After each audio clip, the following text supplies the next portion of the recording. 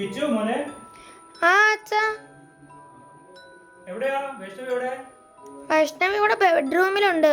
പക്ഷെ ഞാൻ വരൂല, എനിക്ക് പേടിയാ. ഏതാ ഈ ബെഡ്റൂമിലാണോ? ആ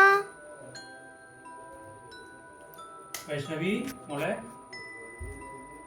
കുഞ്ഞാ മോളെ, വൈഷ്ണവി എന്ത് പറ്റി കുഞ്ഞിന്? എന്ത് പേടി? എന്ത് സംഭവിച്ചതാണ്?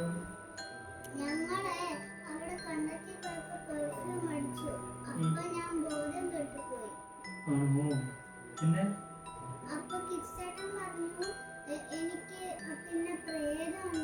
അയ്യോ മോളെ, അങ്ങനൊന്നുമില്ല കേട്ടോ. പ്രേതമൊന്നുമില്ല, അങ്ങനൊന്നും പേടിക്കാതെ കേട്ടോ. അമ്മാവനെ ഒരു സിദ്ധനെ വിളിച്ചിട്ടുണ്ട്, സിദ്ധൻ വന്നിട്ടുണ്ട്. നമുക്ക് അങ്ങോട്ടൊന്ന് പോയി മോളെ കാണിക്കാം. അതൊക്കെ മാറിക്കോളും കേട്ടോ. അതൊക്കെ പേടിയാണ്. ശരി, നമുക്ക് പോകാം അങ്ങോട്ട്.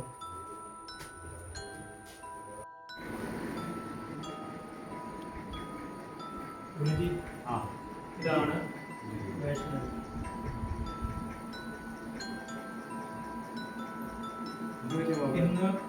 ഇന്ന് പിള്ളേർ കളിക്കാൻ പോയതായിരുന്നു. അപ്പം കളിച്ച കൂട്ടത്തിൽ അവിടെ എന്തോ ബോട്ടിൽ കണ്ട് അതെടുത്ത് മണപ്പിച്ച് കഴിഞ്ഞപ്പോഴത്തേക്കിനും മോളുടെ ബോധം പോയി. ഞങ്ങൾ വീട്ടിലില്ലാന്നാണ്. മോൻ അവളെ കൊണ്ട് വന്ന് വീട്ടിൽ കിടത്തി. കുറച്ച് നേരം കഴിഞ്ഞപ്പോഴത്തേക്ക് കണ്ണൊക്കെ പൊക്കിക്കൊണ്ടുവന്നൊക്കെയാണ് പറഞ്ഞത്. അതുകൊണ്ടാണ് ഞാൻ ഗുരുജിയെ വിളിച്ചത്. ഒന്ന് നോക്കിയിട്ട് നോക്കുമോ? നോക്കിയിട്ട് മറ്റു പ്രത്യേകിച്ച് വിശേഷമൊന്നുമില്ല.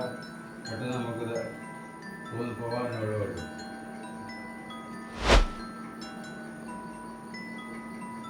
അയ്യോ ഗുരുജി, എന്താണ് മോളെ? കുഴപ്പമൊന്നുമില്ല. ഒരു 2 സെക്കൻഡ് വിളിക്കണ്ട, തന്നെ എഴുതത്തുള്ളൂ. നേരപ്പം എല്ലാം ഭംഗിയായിട്ട് കുടിക്കായിട്ട് എഴുതിട്ട് മറ്റു കാര്യങ്ങളിലൊക്കെ പ്രാപ്തിയാകും. ശരി ഗുരുജി.